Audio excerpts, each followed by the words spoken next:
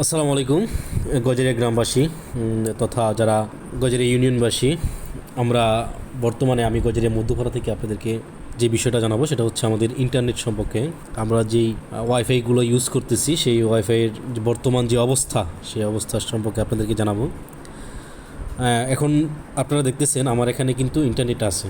এই যে যেই ওয়াইফাইয়ের যে লোগোটা দেখতেছেন এখানে হাদি, এখানে যদি ইন্টারনেট না থাকতো তাহলে আপনার এই লেখাটার নিচে লেখা থাকতো নো ইন্টারনেট। তো আমি এটার ভিতরে ঢুকি, দেখেন এখানে লেখা আছে কানেক্টেড, তার মানে ইন্টারনেট আছে। তো এই হচ্ছে আমার মোবাইলে ইন্টারনেট আছে। এখন আমি আমার মোবাইল থেকে fast.com-এ ক্লিক করে দেখব যে আমার ইন্টারনেটের কী অবস্থা, মানে কত এমবিপিএস নেট আমি চালাচ্ছি। তো এখানে আমি রিলোড দিলাম।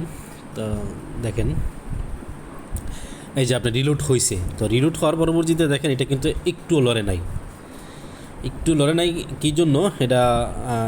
তারপরে আমি আপনার যদি চ্যাট জিপিতে ঢুকে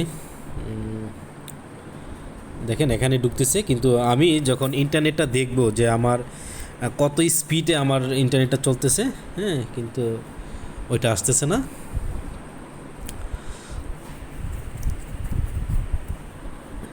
এই যে আসতেছে না। তো ইন্টারনেটের অবস্থায় এরকম হয়েছে, মানে আপনার যারা ইন্টারনেট সার্ভিসটা দিতেছে তারা বলতেছে যে আমাদেরকে 500 টাকায় 10 এমবিপিএস লাইন আমাদেরকে দিতেছে, কিন্তু আসলে বিষয়টা হচ্ছে 10 এমবিপিএস না। আমরা যখন ফেসবুকে যখন একটা ভিডিও কল করি তাহলে ভিডিওটা আপনার এই 2-4-5 সেকেন্ড যাওয়ার পরে আটকে আসে। তো এই হচ্ছে আমাদের গজারিয়ার বর্তমানে ওয়াইফাইয়ের অবস্থা, খুবই বাজে একটা অবস্থা। যদি এরকম সার্ভিস চলতে থাকে তাহলে যারা ইন্টারনেট সার্ভিসটা বর্তমানে আমাদেরকে দিতেছে হয়তো তাদের সার্ভিসটা আরও ডাউন হয়ে যাবে। তো তাদের প্রতি আমাদের বিনীত অনুরোধ থাকবে, আপনারা ইন্টারনেট সার্ভিসটা আমাদেরকে যত টাকা নেন ঠিক তত টাকার ইন্টারনেট সার্ভিসটি আমাদেরকে দেন। আমাদের বেশি দরকার নাই, আমাদের কমও দরকার নাই। আমাদের কাছ থেকে যত টাকা, যে পরিমাণ টাকা নিতেছেন সেই পরিমাণ সার্ভিসটাই আমাদেরকে দেন। ধন্যবাদ, সবাই ভালো থাকবেন। আসসালামু আলাইকুম।